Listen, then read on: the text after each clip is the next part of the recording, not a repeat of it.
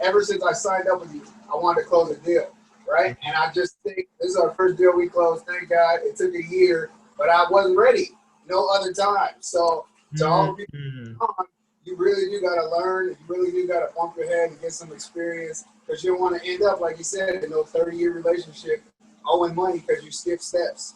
So I'm for the deals we didn't get, because now I look at them like, oh yeah, I didn't know that until last week. So dang, I would have been, owing money or responsible for some things I wasn't ready to be responsible for. So right. So what were some of those? What were those some things? What let you know that you weren't ready, like to make offers? Because there's the eagerness was there, but what let you know that you weren't ready? I think for one, I didn't know how to really go through the purchaser pass. Like, I don't know. I saw a gang of numbers and bills to put in, and I was like, look, man, just how much does it bring in the rent? And then so we taking that discipline to think that, to know that rent's not yours. You're putting it away for the CapEx, the reserves, and the vacancy. And just having that beat into my head over the year, I finally like, oh, okay, now it starts to make sense. Yeah, in Detroit, we live in California, so the market is it's a little inaccessible right now for us. So we decided, let's go hard for this Detroit thing. How bad can it be? But then you ran into, I think earlier on this call, you were talking about deceitful people.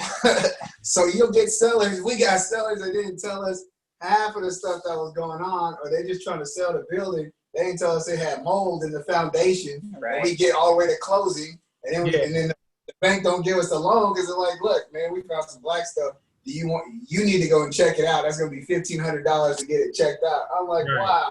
So that happened a couple times. So there's just been a bunch of instances where you like your lack of experience plus the fact that you're in another state, people can take advantage of you, and you just realize you really are taking a risk. Understood. Right. Alayna, what's going on? What happened for you? What was going on for you mentally? Well, it's been just trying to balance it all. Working full time, being a mom, all of it is a lot. But we kept pushing. We just kept pushing, trying to see how we can make this happen and make just a generational wealth for our kids. That's what kept being our why. We kept pushing forward. We wanted this for us and for our family.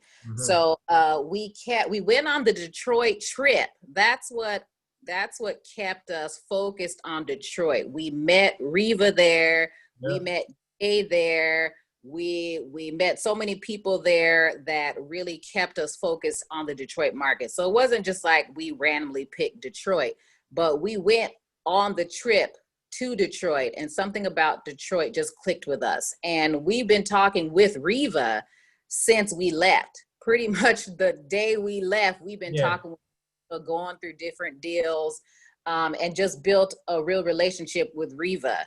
And we've gone through different things with Riva, but she's been a person that we can trust, and she kind of bends over backwards to give us information. Yes.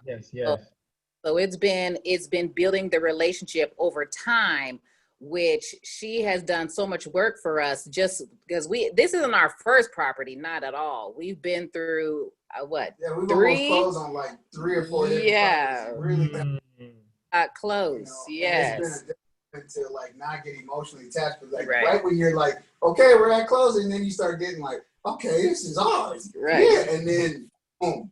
No. Yeah. So some curveballs. That's okay. So what kept you focused and to not give up?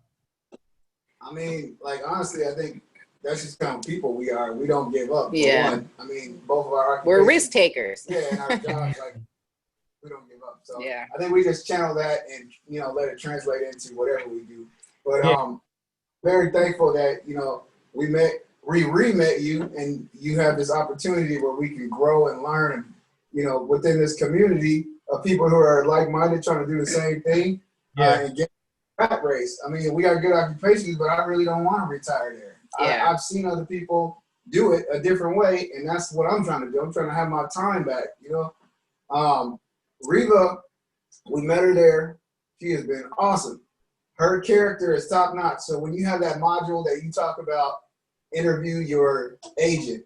Yeah. And so this hasn't gone without her learning. So she's in a learning phase too. So she's dropped the ball a gang of times. She's cost us deals a gang of times. But every time she came back to us like, yo, I dropped the ball. Yo, I forgot to do this. Yo. And I've wanted to fire her like many times. No lie. But I'm telling the truth. The only reason we kept her is because every time she made a mistake, she would come right up and tell us what it is. No excuses. No, this happened and I couldn't get to this. No, this is what I did or this is what I didn't do. So I was like, the character is what I attracted to. Because we all go make mistakes. All of it. I still make them.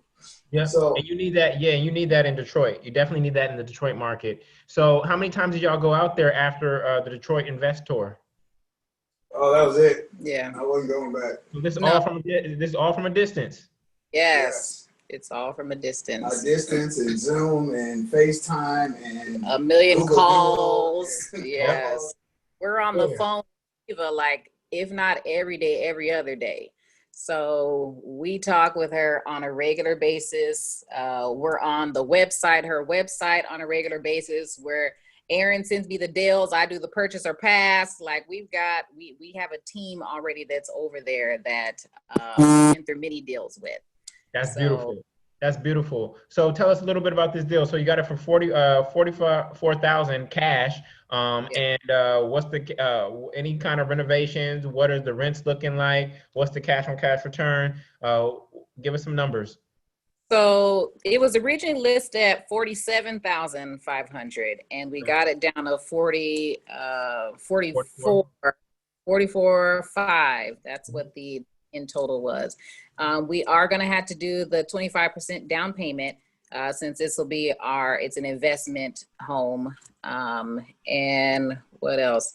Interest rate is 4.375. The income there, it's $1,000 a month. Beautiful. So that's it. And so the cash on cash is going to be, it was weird to work out the cash on cash because it's originally a cash deal, but we are going to be refining. We've already worked with our bank out there and we're already in the process of refining. So the home appraised at 45. So we're going to get 75% of that 45 back. Correct. So why did you close as cash first? Well, we closed as cash first because the deal, we just missed out on a deal that we really wanted by a cash. Yeah, we kept getting beat by cash offers. We're like, we heard one of your calls on Sunday. I think you gave the recommendation to do cash and then bring the bank to the closing table so you can refi at that point. And so we said, okay, let's try that. So we said, let's try that because we had just missed out on a cash offer and we talked with our bank to see if it was possible. The bank, she said that we could start the refi the very next day. So it wouldn't be at the closing table, at least the very next day. So once she said that, then we moved forward with a cash offer, which I just left LA County and I had a 401k that had 98K in it. So I moved my money over to a qualified retirement plan that lets us purchase real estate through it. And so that's what we are using in order to purchase our real estate right now. So that's how we cash. Beautiful. Now, are they going to charge you closing, since it's the same bank, are they charging you closing costs twice and they're not making you do another appraisal, correct? Let's see. How are they doing that? I think we are doing another appraisal. Because first appraisal, we didn't need the appraisal the first time around because it was a cash offer. But we wanted to do the appraisal just to see how much it was, what we were getting ourselves into. So we kind of did the double on that way. Okay, got you. I mean, you're dealing with low numbers in Detroit, so closing costs can be ridiculous, but that's perfectly fine. So this is good. So what is once you do the refi, what's going to be next for you all in terms of, well, first and foremost, what does $1,000 cover in terms of your living expenses? And then what is your game plan as a family in terms of the next property and the timeline for that? So let's start off with $1,000. What does that cover for you and your family? What expense does that knock off the for you all? Yeah, so with COVID, I think all of our overhead costs are pretty low because everybody's at home. But so we got a big family, so that'll probably cover a car and like a small bill. Car and cell.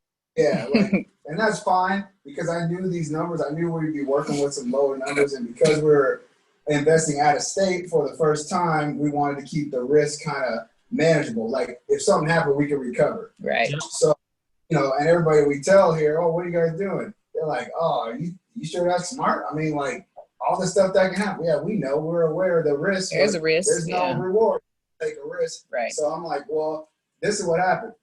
I had 3 properties lined up back to back to back because the numbers are so, like compared to something out here in Cali where you're looking at 500 to 700 to maybe 900 for a multifamily. Right.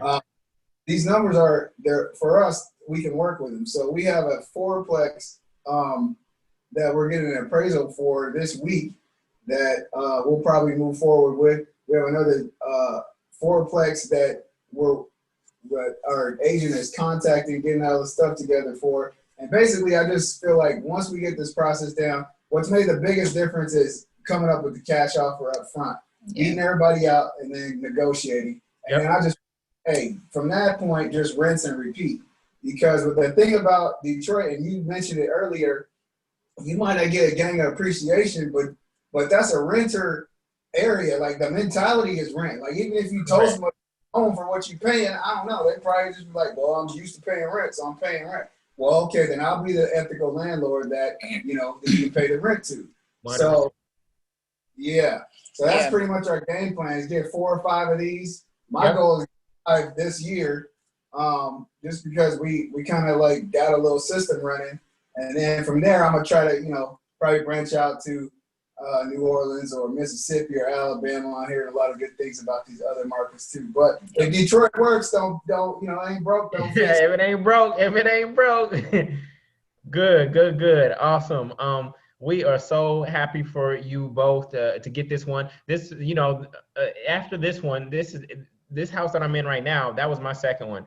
And once you get that second one, then the momentum, it just starts picking up because you understand the system, the process. You already got 2 or 3 in the pipeline after this. Like, you're going to be ready to go because your confidence, your swag is going to be on 10. And with both of y'all, it's going to be on 20. So I am so happy to see this first one get out. And we can't wait to see it unfold between now and the end of the year and into 2021. So beautiful.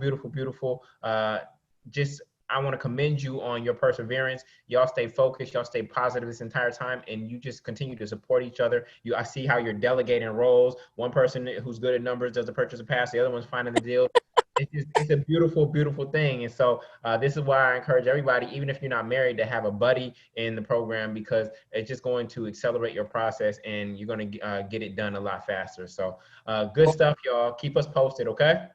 Personally want to repay the compliment because there's been many times we got on the call and we didn't feel like getting on the call, but you've been diligent every Sunday, and regardless of what's going on in the world, you seem to adapt really quick, and you've been a very crucial part in this community of keeping us motivated. For a lot of times I lost the motivation, especially like after 3rd and 4th deal falling through. Right. Just your consistency in the community has really kept us going too. So I appreciate you. I appreciate that so much, man. I love y'all. Thank you so much. All right, cool. So we'll catch you later and keep us posted on that refi and the 4-plex, okay? Will do. All right, much love. Peace. Woo! How was that, y'all? How was that? Oh my goodness.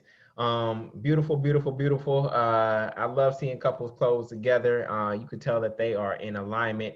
And it ain't nothing better than building wealth together. What you'll call it, I always say the loving is a lot better when there's some passive income coming in. Right?